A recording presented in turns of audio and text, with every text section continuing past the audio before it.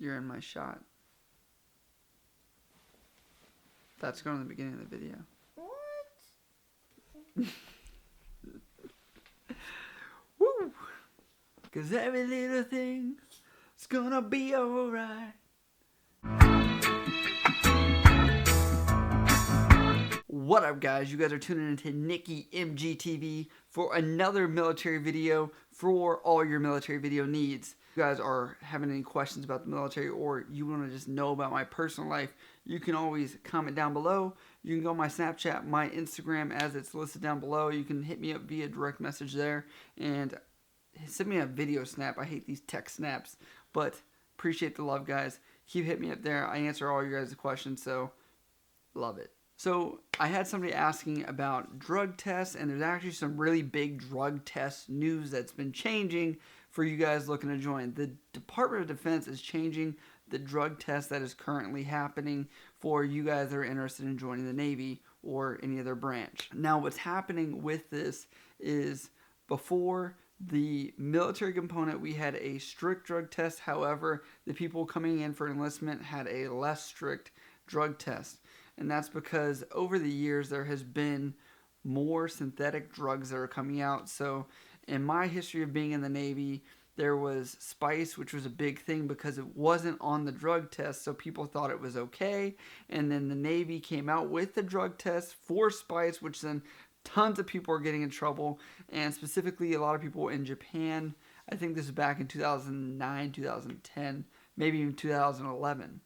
When this was going on. So the drug test actually keeps expanding more and more because it is still considered drug abuse. Now, your guys' terms of drug abuse are probably thinking someone's shooting up heroin with a belt and doing crazy stuff, or just even probably popping prescription pills all the time and just doing crazy stuff. But in the Navy or in the military in general, this is seen as something totally different in drug abuse, in the terms of drug abuse.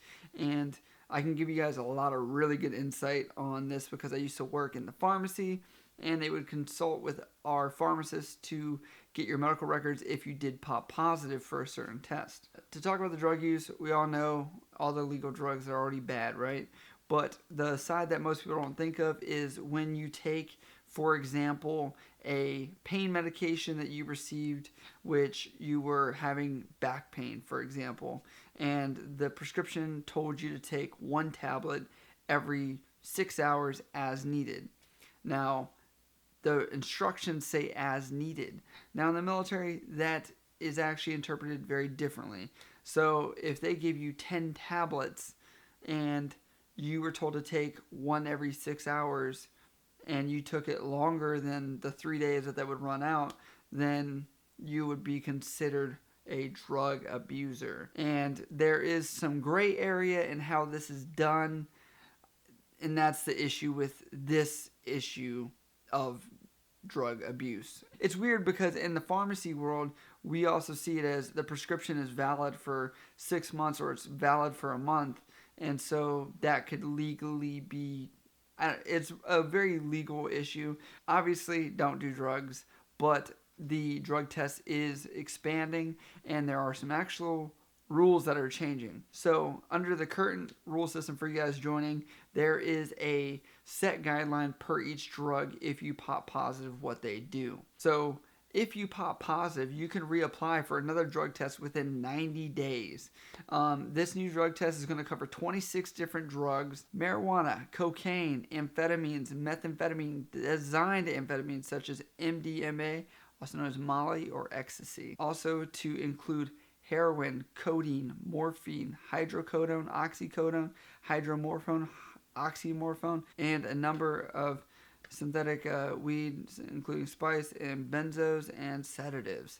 So that's a lot of different drugs. From what they said, there are 279,000 applicants to join the military. However, they are seeing about 2,500 of those applicants are popping positive for drugs. And they're estimating around 450 people to pop positive on these drug tests. So I don't know how significant that is, but if you're joining, you shouldn't have a drug problem anyway. Now, these drug tests are going to possibly disqualify you if you pop positive again within that 90 days. So make sure if you are going to go to MEPS that you're clean, or that you hold off talking to the recruiter until then, and you know that you are ready for the lifestyle change, because you shouldn't be doing drugs. Does that mean that there's sailors out there that are doing drugs? I'm sure there's somebody out there, but eventually we have a system where they get caught. Just to transition into that part of it is, we get tested randomly throughout the year, and what happens is you're going to at least be hit once within the year. If not, there's what's called a command sweep, where they will sweep anybody up that has not been tested at least once within that year. So that just makes sure that everyone's covered. Also, the commanding officer can also ensure that everybody's tested at once randomly if he wants to do that. That's his right. I actually think that this drug test expansion is probably a better idea, because it didn't make sense why you would have a drug test that is not concurrent with what drug test they'll be tested with when they actually get into the military. You guys will be drug tested several times within joining the military, at the recruiting station, at MEPS, and you'll also be drug tested when you're at boot camp, and then even after that. The drug tests are so random. There's times where you'll get it one week and the next week, and sometimes you won't get it for months. So there's nothing that I can tell you as to really if there's a pattern. There isn't. It's just luck of the draw, and it's very inconvenient, especially when usually you've already peed that morning. The Navy for us has come out with a breathalyzer test, so now if you are on the urinalysis list, you're also breathalyzed that morning to make sure you haven't consumed any alcohol and you are good and fit for full duty. Now, a lot of people are curious as well about marijuana, weed, and stuff like that, because we're seeing so many states legalize it. Where I see this going is, I feel like it's going to be legalized eventually everywhere.